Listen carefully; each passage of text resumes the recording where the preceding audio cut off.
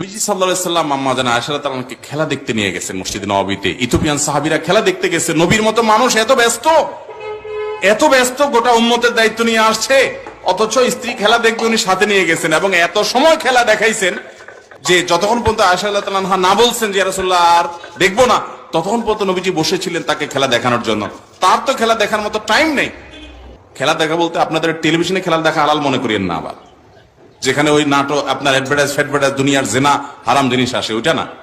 এটা লাইভ, সরাসরি মাঠের, সেখানে হারাম কিছু না হয় সরাসরি দেখলেন। তো নবী সাল্লাল্লাহু আলাইহি সাল্লাম তার স্ত্রীকে এত কেয়ার করেছেন, এত যত্ন করেছেন, এত সময় দিয়েছেন।